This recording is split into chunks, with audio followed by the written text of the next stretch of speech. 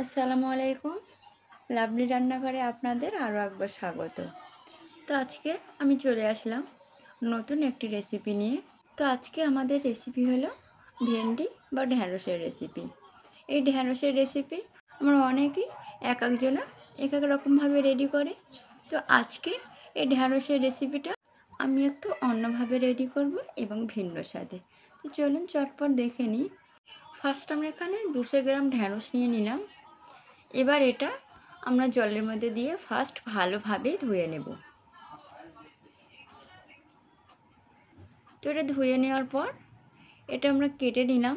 ছোট সাইজ হলে গোটাই দেবেন, এটা বড় বলে আমরা মাঝখান দিয়ে দুখণ্ড করে একটু একটু চিড়ে নিলাম। এরপর একটা কড়াইয়ের মধ্যে আমরা সয়াবিন তেল নিয়ে নিলাম। তেলটা ভালোভাবে গরম হয়ে যাওয়ার পর এর মধ্যে আমরা দিয়ে দিলাম ঢ্যাঁড়স। ফার্স্ট আমরা ঢ্যাঁড়সটা একটু ভেজে নেব।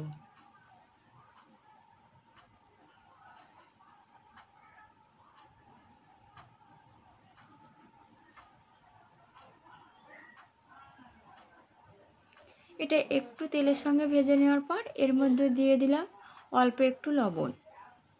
এবার এটা আমরা ভালোভাবে ভেজে নেব যতক্ষণ না ঢ্যাঁড়সের গায়ে হালকা একটু দাগ এসে যাচ্ছে। তো আমাদের ঢ্যাঁড়সটা ভাজা হয়ে গেছে, দেখতেই পাচ্ছি না গায়ে হালকা একটু দাগ ধরেছে। তো এটা একটা পাত্রে নিয়ে নেওয়ার পর এবার আমরা তেলের মধ্যে দিয়ে দিলাম পেঁয়াজ কুচি। পেঁয়াজটা আমরা লাল করে নেব। তো পেঁয়াজটা লাল হয়ে গেছে, এবার এর মধ্যে আমরা দিয়ে দিলাম 1 পিস টমেটো কুচি। তারপর দিয়ে দিলাম 2টো পেঁয়াজ বাটা।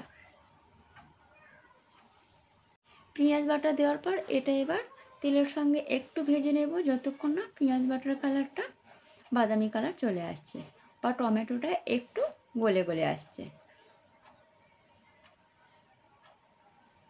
তো দেখতেই পাচ্ছেন পেঁয়াজ বাটার কালার বাদামি কালার চলে এসেছে। এরপর এর মধ্যে আমরা দিয়ে দিলাম 1 চামচ আদা রসুন বাটা। আদা রসুন বাটা দেওয়ার পর এটা 1 থেকে 2 মিনিট একটু নাড়িয়ে নেব যাতে আদা রসুন বাটার যে গন্ধ থাকে সেটা আর থাকবে না। তারপর দিয়ে দিলাম অল্প একটু গুঁড়ো লঙ্কা, দিয়ে দিলাম হলুদ গুঁড়া, তারপর দিয়ে দিলাম 4 পিস গোটা কাঁচা লঙ্কা, এরপর দিয়ে দিলাম ধনিয়া গুঁড়া, দিয়ে দিলাম টক দই, দিয়ে এবার মশলাটা ভালোভাবে আমরা কষিয়ে নেব।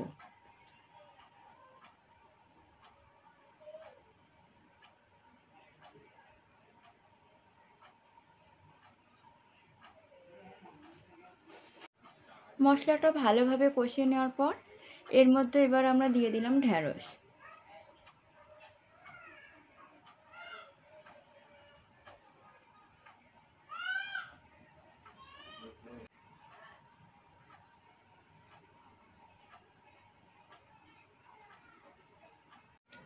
তারপর এর মধ্যে আমরা দিয়ে দিলাম হাফ বাটি পরিমাণ জল।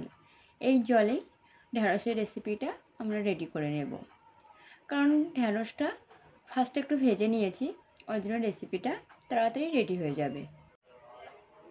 এরপর দিয়ে দিলাম স্বাদ পরিমাণ লবণ, তারপর দিয়ে দিলাম অল্প একটু চিনি, দিয়ে এবার ঢাকনা দিয়ে এর জলটা আমরা মেরে নেব। তোমরা ঢাকনা দিয়ে জলটা মেরে নিলাম, অল্প একটু জল রয়ে গেছে, এটা আমরা নাড়িয়ে চাড়িয়ে যে অল্প একটু জল আছে সেটাও এইভাবে আমরা মেরে নেব, কারণ ঢ্যাঁড়সে ঝোল খায় না, এটা কষা বা চচ্চড়ি খায়, সেই জন্য এই জলটা আমরা মেরে নিয়ে পুরো গায়ে গায়ে করে নিলাম।